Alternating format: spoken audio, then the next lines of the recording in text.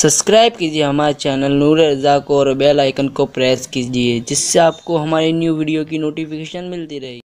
اور اللہ کا ذکر وہ ہے، قرآن کہتا ہے الا بذکر اللہ تطمئن القلوب، آگاہ ہو جاؤ اللہ کے ذکر سے دلوں کو سکون ملتا ہے۔ اللہ کا ذکر کرو، اللہ کے ذاکر بن جاؤ۔ ہمارے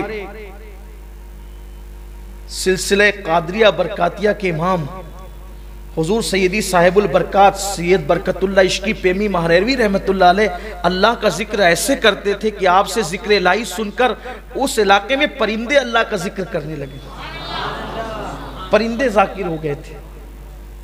یہ ذکر کی برکت، اور ذکر کرنے والے پر ایک مقام ایسا آتا ہے کہ پھر اس کا دل جاری ہو جاتا ہے۔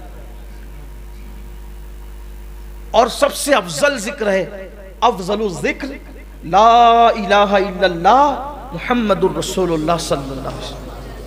بار بار کلمہ پڑھا کرو، بار بار کلمہ پڑھو، کلمے کی تکرار کرو۔ حدیث پاک میں آتا ہے جب کوئی کلمہ طیبہ لا الہ الا اللہ محمد الرسول اللہ صلی اللہ علیہ وآلہ وسلم پڑھتا ہے، اللہ کا عرش ہلنے لگتا ہے، جنبش کرنے لگتا ہے۔ اللہ فرماتا ہے اے عرش رک جا، عرش کہتا ہے کیسے رکوں، وہ کلمہ پڑھ رہا ہے، جب تک اسے بخشا نہیں جائے گا میں کیسے رک سکتا ہوں۔ ارشاد ہوتا ہے تو بعد میں ہلنا شروع ہوا، ہم نے تو اس سے پہلے اس کی مغفرت فرما دی۔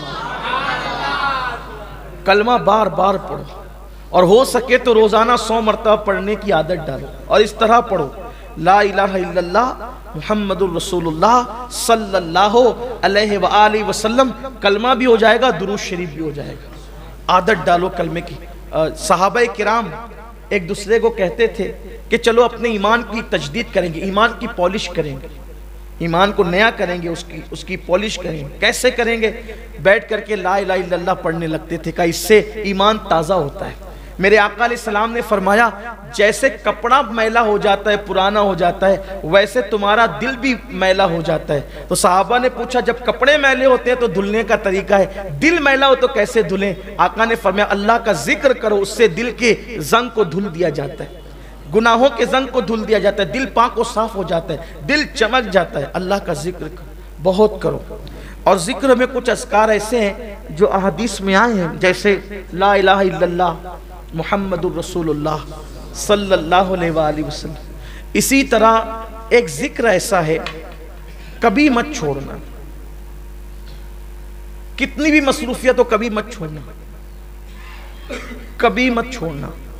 مولا کائنات کہتے ہیں کہ جنگ صفین میں مجھے اتنی مصروفیت تھی، بہت بھاگ دوڑ تھی جنگ صفین کے موقع پر۔ اس دن بھی میں نے اس ہما ہمی میں بھی یہ ذکر نہیں چھوڑا۔ وہ ذکر ہے 33 مرتبہ سبحان اللہ، 33 مرتبہ الحمدللہ، 34 مرتبہ اللہ اکبر۔ اس کو کہتے ہیں تسبیح فاطمہ۔ اس کے بارے میں روایت میں آتا ہے کہ جو اس ذکر کو پڑھتا ہے دنیا میں اس کے کوئی کام میں اس کو ناکامی نہیں ہوگی، ادھر مرے گا ایک قدم اس کا دنیا سے اٹھے گا، ادھر مرے گا ادھر دخول جنت کی سعادت نصیب ہو جائے گی، نامراد نہیں ہوگا یہ ذکر۔ اس لیے کبھی مت چھوڑنا اس کو۔ ایک کلمہ شریف سنا آپ نے لا الہ الا اللہ محمد الرسول اللہ، اس کے بعد آپ نے تسبیح فاطمہ یہ سنا، پھر اس کے بعد سبحان اللہ وبحمدہ سبحان اللہ العظیم وبحمدہ استغفر اللہ۔ میرے آقا فرماتے ہیں جو اتنا کہہ لے اللہ اس کو میزان بھر کے نیکی عطا فرماتے ہیں۔ اس کو بھی پڑھو۔ اسی طریقے سے اشہد ان لا الہ الا اللہ وحدہ لا شریک لہ لہ الملک و لہ الحمد یحیی و یمیت بیدہ الخیر وہو علی کل شیء قدیر۔ اس کو جو بندہ پڑھتا ہے اگر 4000 سال کے گناہ بھی اس کے نامہ اعمال میں ہو اللہ اس کو بھی بخش دے۔ بڑا عظیم ہے یہ۔ انبیاء کرام کا یہ وظیفہ ہے جو میں نے پڑھا نا، جس کو ہم چوتھے کلمے کی شکل میں پڑھتے ہیں، انبیاء پڑھتے تھے اس وظیفے کو۔ ایک وظیفہ اور ہے حسبنا اللہ و نعم الوکیل۔ اسے حضور علیہ السلام مشکل مقام پر پڑھ، یہ دو وظیفے، ایک تو لا حول ولا قوت الا باللہ العلی العظیم، اور ایک تو حسبنا اللہ و نعم الوکیل۔ اس کو حضور علیہ السلام مشکل مقامات پر پڑھتے تھے. فرمایا جو حسبنا اللہ و نعم الوکیل پڑھے گا، اللہ فرماتا ہے چونکہ تو نے مجھے اپنا کارساز بنایا، اب تیرا کوئی کام بگڑنے نہیں دوں گا. اس لیے اس کو پڑھا کریں. بڑے وظائف ہیں اور بہت زیادہ دیے جائیں تو کہیں ایسا نہ ہو کہ آپ مشکل میں پڑ جائیں، لیکن ایک وظیفہ جو حضور غوث پاک سے منسوب ہے اور اس کی بے شمار دنیاوی اخروی فوائد ہیں.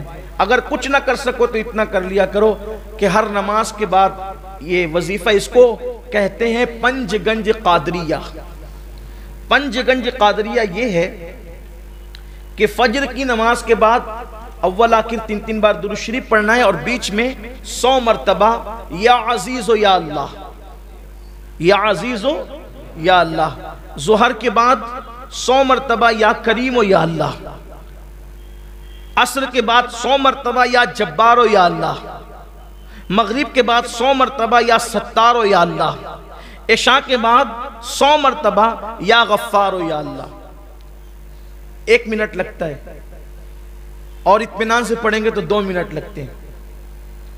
لیکن وظائف کی برکت ہے. یہ جو یا عزیز و یا اللہ پڑھتا ہے فجر کے بعد، جو کبھی ذلیل نہیں ہوگا، نہ دنیا میں نہ آخرت میں. آپ کو ذلیل کرنے والے خود ذلیل ہو جائیں گے، آپ ذلیل نہیں ہوں گے.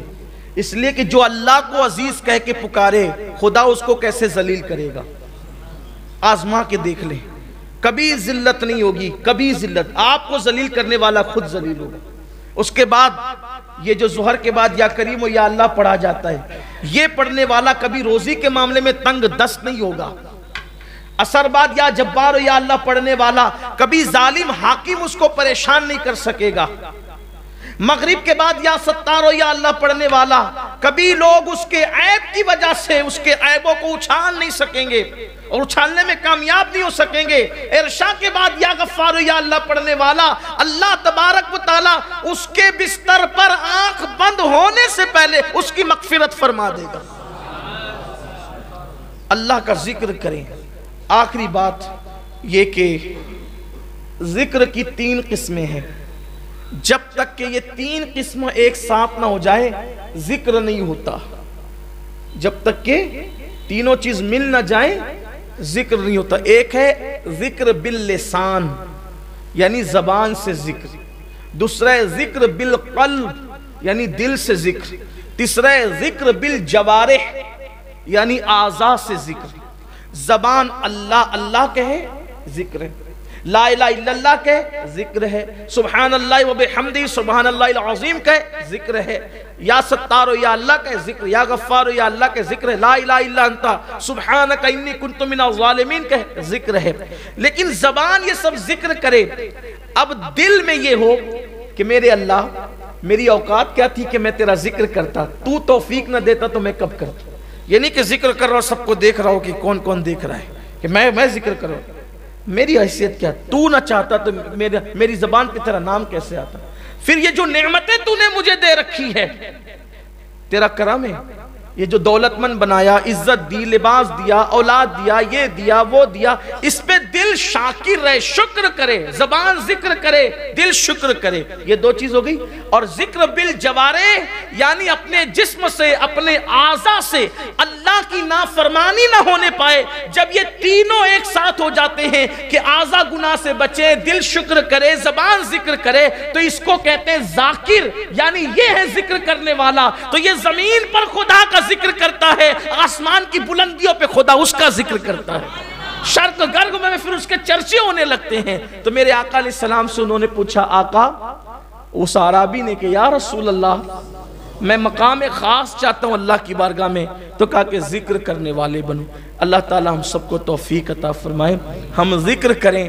اور آخری جملہ کہنے چلا تھا لیکن چونکہ آئندہ ہفتے اس کے آگے سے بیان ہوگا، اگر زندگی رہے گی تو ذکر کی ایک بات اور کہہ دوں تاکہ بات مکمل ہو جائے. قرآن کیا کہتا ہے؟ الا بذکر اللہ تطمئن القلوب. آگاہ ہو جاؤ، اللہ کے ذکر سے دلوں کو چین ملتا ہے، سکون ملتا ہے. حضرت عبداللہ ابن عباس سے پوچھا گیا یہ ذکر اللہ کیا ہے؟ یہ ذکر اللہ کیا ہے جس سے دل کو چین ملتا ہے؟ تو کہا یہ محمد الرسول اللہ کے ناموں میں سے ایک نام ہے ذکر اللہ، یعنی جو حضور کا دامن پکڑ لے اللہ اس کو بھی سکون کی دولت عطا فرمائے۔ اسی لیے میرے امام کہتے ہیں ان کے نثار کوئی کیسے ہی رنج میں ہو، جب یاد آ گئے ہیں سب غم بھلا دیے۔ اللہ کی بارگاہ میں مقام چاہتے ہو، ذکر کرو۔